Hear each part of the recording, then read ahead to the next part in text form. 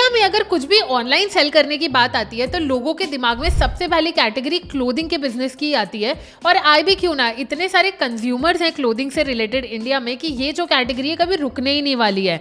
और सबसे बड़ी प्रॉब्लम क्या आती है, लोग अपनी वेबसाइट बहुत अच्छी बना लेते हैं, प्रोडक्ट्स बहुत ज़्यादा अच्छे बना लेते हैं, लेकिन जब सेल्स की बात आती है ना तो सबके सब अटक जाते हैं। यूजुअली बिजनेस ओनर्स को लगता है कि यार इस पर्टिकुलर चीज़ में मेरे पैसे बहुत ज़्यादा बर्बाद हो जाएंगे। और बात भी सही है, अगर आप गलत स्ट्रैटेजीज के साथ फेसबुक एड्स रन करते हो तो आपके पैसे तो बर्बाद होंगे ही। तो आज इस वीडियो में हम बात करने वाले हैं कि अगर आपका एक क्लोथिंग बिजनेस है या फिर आप एक क्लोथिंग ब्रांड स्टार्ट करने का सोच रहे हो तो फेसबुक एड से आप प्रॉफिटेबल कैसे हो सकते हो और एग्जैक्ट स्ट्रैटेजीज क्या होंगी। एंड ये भी मेक श्योर करो कि अगर आप ये पूरा वीडियो एंड तक देखते हो तो आपके सारे के सारे डाउट्स एक ही बार में क्लियर हो जाएंगे। तो टाइम बिल्कुल भी वेस्ट नहीं करते हैं, सीधा चलते हैं हमारे पॉइंट्स की तरफ। सबसे पहले पॉइंट पर आते हैं, फेसबुक एड्स का सबसे इंपॉर्टेंट पार्ट होता है टारगेटिंग। अब ज्यादातर लोग टारगेटिंग तो अपने फेसबुक एड्स में करते ही हैं, लेकिन गलत कर ले जाते हैं क्योंकि वो अपनी ऑडियंस का पर्सोना ही नहीं समझ पाते हैं। एक छोटे से एग्जाम्पल के साथ समझाती हूँ। फॉर एग्जाम्पल, मेरा जो फैशन ब्रांड है वो जेनजी ऑडियंस को टारगेट करता है, तो आपको उनका पहले एक पर्सोना क्रिएट करना पड़ेगा जहां पर आप उनकी एज, जेंडर, वो क्या चीज़ों में इंटरेस्टेड है, ऑनलाइन उनका किस तरीके का बिहेवियर है, या कोई स्पेसिफिक लोकेशन को आप टारगेट करना चाहते हो, इसका एक पूरा पर्सोना क्रिएट करना पड़ता है ताकि आप अपनी ऑडियंस को सही तरीके से टारगेट कर ले जाओ। अब सपोज करो आपका ब्रांड अगर जेनजी ऑडियंस को टारगेट कर रहा है ना, तो हर एक जेनजी ऑडियंस का इंटरेस्ट और बिहेवियर डिफरेंट टाइप्स का हो सकता है। फॉर एग्जाम्पल, कोई एक ऐसा बंदा हो सकता है जिसे एनिमे देखना बहुत ज्यादा पसंद हो, कोई ऐसा बंदा हो सकता है जिसे एडवेंचर्स में, स्पोर्ट्स में, इन सारी चीजों में ज्यादा इंटरेस्ट हो, और कोई एक ऐसा हो सकता है जो रैप म्यूजिक सुनना ज्यादा पसंद करता हो। दो ये सारे आते जेनजी के ही कैटेगरी में है, लेकिन इनके इंटरेस्ट, बिहेवियर, ये सारी अलग अलग चीजें हैं। तो आपको पहले ये समझना पड़ेगा कि मेरी अगर एक ऑडियंस का पूल है तो उस ऑडियंस को किन किन चीजों में इंटरेस्ट है और मैं कितने अलग अलग तरीकों से उसे टारगेट कर सकता हूं। क्योंकि आपको मेक श्योर करना है, आज के टाइम पे अगर आप डायरेक्ट टारगेटिंग कर लेते हो, फॉर एग्जाम्पल अगर आपको जेनजी ऑडियंस को टारगेट करना है या फिर आपका जेनजी फैशन ब्रांड है, तो आप नॉर्मली फैशन एपरेल्स या फिर मेंस फैशन या फिर विमेंस फैशन को टारगेट कर लोगे। लेकिन अगर आप थोड़ा और क्रिएटिवली सोचोगे और अपनी ऑडियंस के पर्सपेक्टिव से सोचोगे ना, तो आपको और आइडियाज मिलेंगे।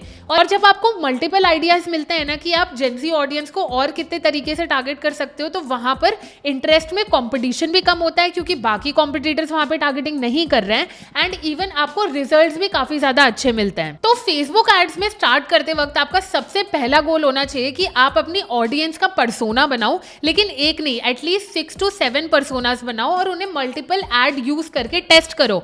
अगर आप किसी एक इंटरेस्ट को टारगेट कर रहे हो तो उनके लिए डिफरेंट एड क्रिएटिव बनाओ, दूसरी ऑडियंस के लिए दूसरे एड क्रिएटिव बनाओ, और टेस्ट करके देखो कि कौन सी ऑडियंस का टारगेटिंग आपको सबसे ज्यादा सूट कर रहा है या आपको रिजल्ट्स लाकर दे रहा है। जब तक आप टेस्ट नहीं करोगे आपको समझ नहीं आएगा कि आपकी करेक्ट टारगेट ऑडियंस कौन सी है। अगर आपको ऑडियंस टारगेटिंग कैसे करते हैं और भी डिटेल में इन सारी चीजों के बारे में सीखना है तो मैं इस पर एक वीडियो बना चुकी हूँ, आई बटन में आपको लिंक मिल जाएगी, आप वहां से जाकर देख सकते हो। और आप सारी टेक्निकलिटीज तो सीख जाओगे, लेकिन आप सबसे पहले आपके दिमाग में ये क्वेश्चन आएगा कि यार दामिनी, हम पहला कैंपेन कैसे स्टार्ट करें, या अगर फेसबुक एड्स में हमें कैंपेन क्रिएट करना है तो उसका स्ट्रक्चर कैसा होगा। तो ये मैं आपको एकदम डिटेल में क्लियर कर देती हूँ, जिससे आपकी ऑडियंस की टेस्टिंग भी हो जाएगी एंड इवन आपको समझ आ जाएगा कि आपका एड कौन सा सबसे ज्यादा अच्छा परफॉर्म कर रहा है, जिसे इन फ्यूचर आप स्केल कर सकते हो। अब सबसे पहले, जैसा कि मैंने आपको पिछले पॉइंटर में बताया, आपको ना 5 ऑडियंस या फिर 6 ऑडियंस के पर्सोनास बनाने की बहुत ज्यादा जरूरत है, जिसे हम फेसबुक के टर्म्स में एड सेट कहते हैं। आपको अपना एक एड सेट का स्ट्रक्चर बनाना पड़ेगा।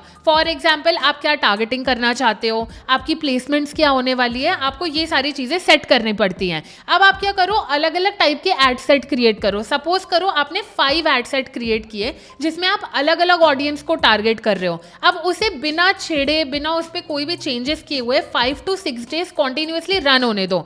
आई नो हो सकता है किसी एड सेट में आपका पैसा बर्बाद हो और कोई एड सेट आपको बहुत अच्छा परफॉर्म करके दे, लेकिन अगर आप फेसबुक एड्स रन करने चाह रहे हो तो आपको ये दिमाग में सोच के चलना है कि शुरू में मेरा पैसा बर्न होगा, क्योंकि फेसबुक थोड़ा टाइम लेता है आपकी ऑडियंस को समझने में भी और आपको बेटर रिजल्ट्स देने में भी। तो ये मत सोचो कि अगर एक हफ्ता आपका एड अच्छा परफॉर्म नहीं कर रहा है तो आप उसे बंद कर दोगे और ये सोच के बैठ जाओगे कि यार अब तो मेरे लिए कुछ काम ही नहीं कर रहा है। आप सबसे पहले टेस्टिंग करो। अब सपोज करिए आपने 5 एड सेट क्रिएट किए, 5 एड सेट में 500 रुपीज का बजट यूज किया। अब चेक किया कि 5 से 6 दिन बाद कौन सी ऐसी टारगेटिंग जो आपने यूज की थी आपको सबसे अच्छा परफॉर्म करके दे रही है। तो आपने वो जो टारगेटिंग है या फिर वो जो एड सेट है उसको अपना विनिंग एड सेट मान लिया।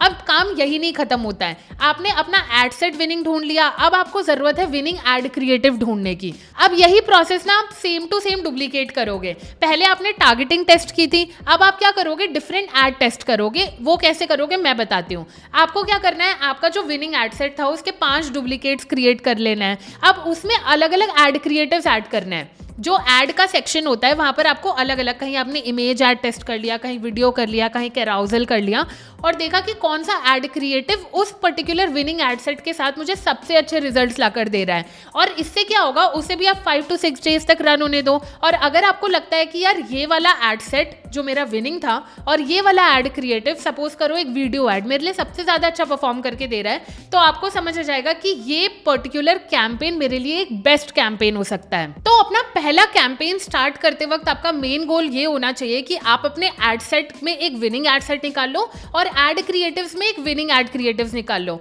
अब मैं आपको ये नहीं बोलूंगी कि कौन सी चीज पर ज्यादा फोकस करना है, बिकॉज दोनों पार्ट्स आपके कैंपेन के बहुत ही ज्यादा इंपॉर्टेंट होते हैं। अब एड सेट की टारगेटिंग ढूंढने के लिए एज सच आपको कोई स्पेसिफिक टूल मार्केट में नहीं मिलेगा, वो तो आपकी साइकोलॉजी पर डिपेंड करता है कि आप अपनी ऑडियंस को कितना ज्यादा समझते हो। मतलब अगर आपको एक टारगेटिंग चूज करनी है तो वो आप अपनी ऑडियंस का पर्सोना बनाकर ही चूज कर पाओगे। अब कई लोगों के मुंह से आपने सुना होगा कि भाई ब्रॉड टारगेटिंग कर ले, बहुत ज्यादा काम कर रही है आजकल मार्केट में, and I definitely agree to it. Broad targeting genuinely अभी मार्केट में काम कर रही है, बट तब कर रही है जब आप फेसबुक को इतना डेटा दे रहे हो अपनी ऑडियंस के बारे में कि आप कभी भी कोई नेक्स्ट ऐड पब्लिश कर रहे हो ना, तो वो ऑटोमेटिकली समझ जा रहा है कि उसे कौन सी ऑडियंस को केटर करना है। इसलिए मैं सजेस्ट करती हूँ कि पहले आप ये ऑडियंस पर्सोना वाली टारगेटिंग ही करो, क्योंकि इससे क्या होता है आपको लॉन्ग टर्म में बेटर रिजल्ट्स मिलते हैं। क्योंकि हो सकता है फेसबुक का जो एआई है आपको कॉस्ट पर परचेज ज्यादा में लाकर दे रहा हो, वेरेज अगर आप नीश टारगेटिंग कर रहे हो या फिर अच्छे से टारगेटिंग करके अपनी ऑडियंस को ढूंढ रहे हो तो वहां पर आपको कॉस्ट पर परचेज कम पड़े।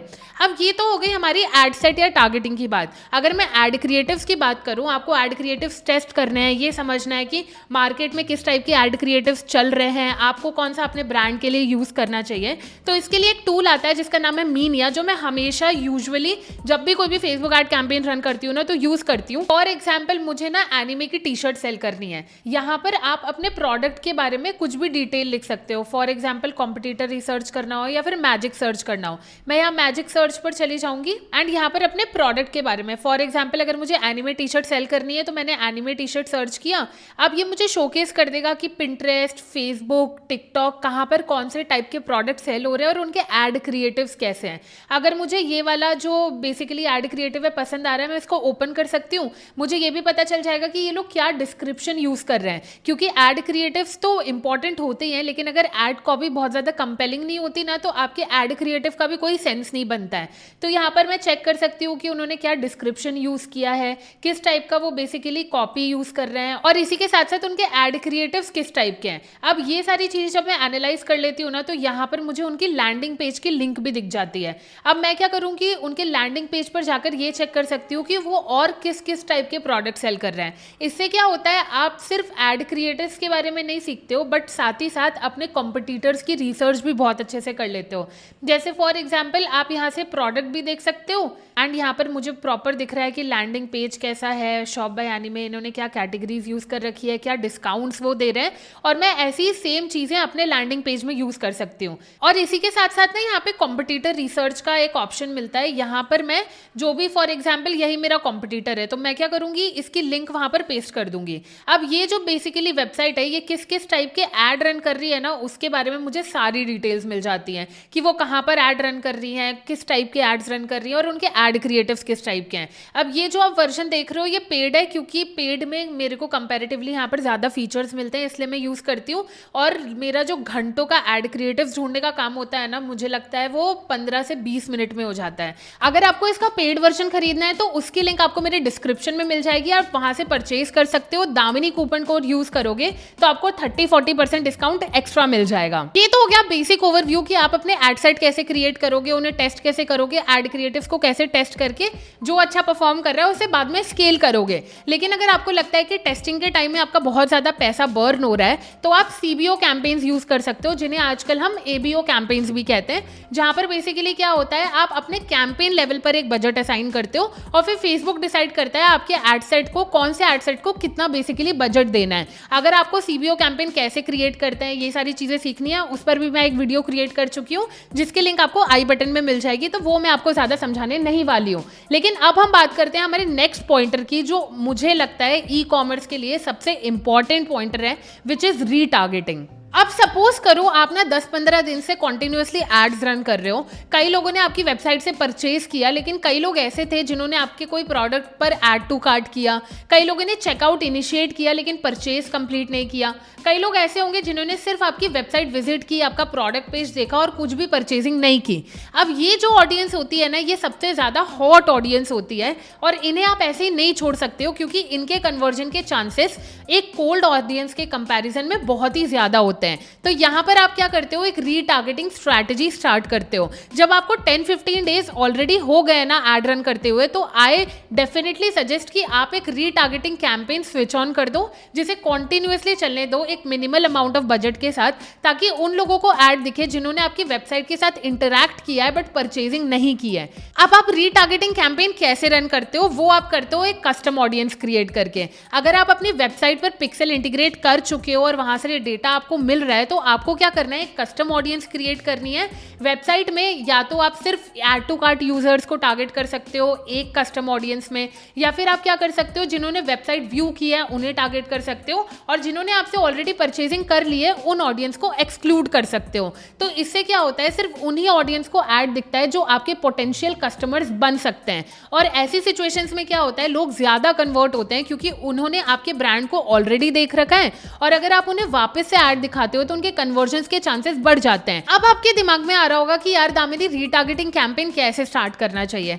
इसका सबसे बेसिक ओवरव्यू ये है कि आप कैराउजल एड्स या फिर कैटलॉग एड्स के साथ स्टार्ट करो, क्योंकि यहाँ पर क्या होता है, आप पहले ही ऑडियंस का एक इंटरेस्ट गैदर कर चुके हो और उन्हें पता है आपके प्रोडक्ट्स के बारे में या आपके बारे में वो थोड़ा बहुत जानते हैं। तो जब आप रीटारगेटिंग कैंपेन्स में उन्हें मल्टीपल प्रोडक्ट्स दिखाते हो, क्योंकि अगर आपका एक ई-कॉमर्स ब्रांड है तो आपके पास एक प्रोडक्ट तो होगा नहीं, आप मल्टीपल प्रोडक्ट्स देते होगे या फिर बेचते होगे, क्योंकि जितनी ज्यादा वेराइटीज आप हाईलाइट करोगे ना, उतना ही ज्यादा लोगों का इंटरेस्ट आएगा कि इनके पास ये प्रोडक्ट्स और हैं।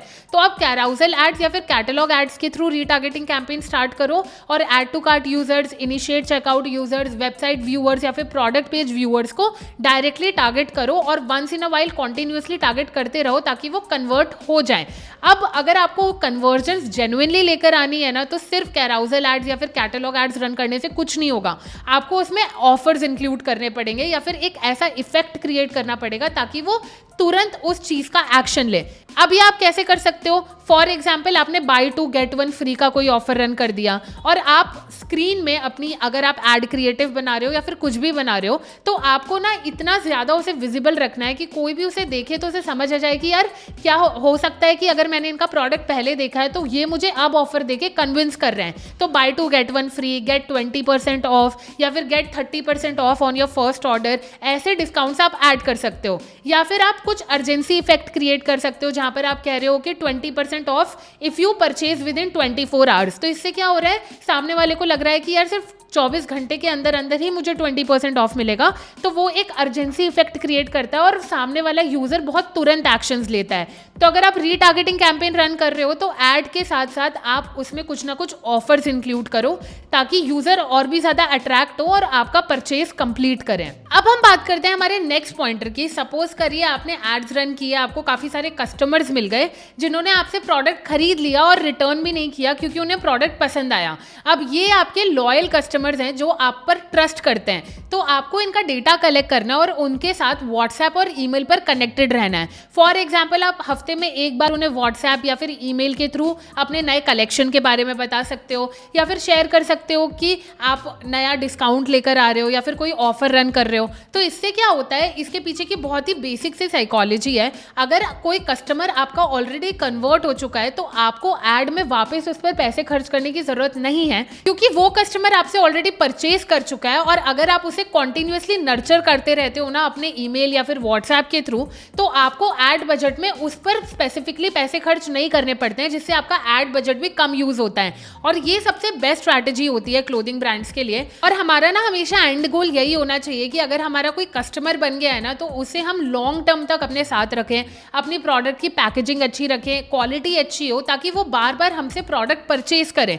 और अगर हमसे वो बार बार प्रोडक्ट परचेज करता है तो लॉन्ग टर्म में हमारा रिटर्न ऑन इन्वेस्टमेंट काफी ज्यादा अच्छा निकल कर आता है। अब अगर आप बहुत लंबे टाइम से एड रन कर रहे हो ना, तो आपके पास अपने कस्टमर्स का डेटा बहुत सारा आ चुका होगा। तो आप क्या करो, फेसबुक एड्स के थ्रू एक लुक अलाइक ऑडियंस क्रिएट करो, अपना डेटा बेसिकली फेसबुक को दो और कहो कि वैसे ही सिमिलर ऑडियंस मुझे ढूंढ कर दें। अब ये कैसे बनाते हैं, लुक अलाइक ऑडियंस के पीछे का कॉन्सेप्ट क्या होता है, इस पर मैं वीडियो बना चुकी हूँ, जिसकी लिंक आपको यहाँ आई बटन पे दिख रही होगी, आप जाकर सीख लेना। लेकिन इसका सबसे बेस्ट फायदा क्या होता है, आप डायरेक्टली अपनी टारगेट ऑडियंस तक पहुंचते हो बिना उन ऑडियंस पे पैसे खर्च किए हुए जो आपके प्रोडक्ट्स में इंटरेस्टेड ही नहीं है।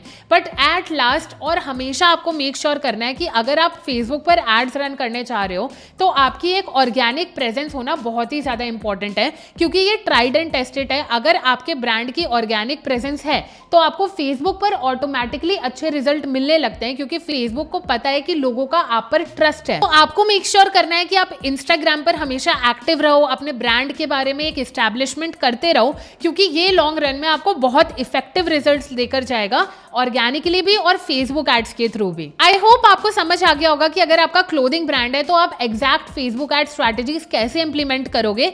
अगर आपको इस वीडियो से थोड़ी बहुत भी हेल्प मिली है तो मेक श्योर करो कि आप इस वीडियो को लाइक करो, अपने टीम पार्टनर्स के साथ शेयर करो ताकि वो भी इसे सीखें, और साथ ही साथ चैनल को सब्सक्राइब करो ताकि डिजिटल मार्केटिंग का सबसे बेस्ट कंटेंट आपको दामिनी के चैनल पर मिले।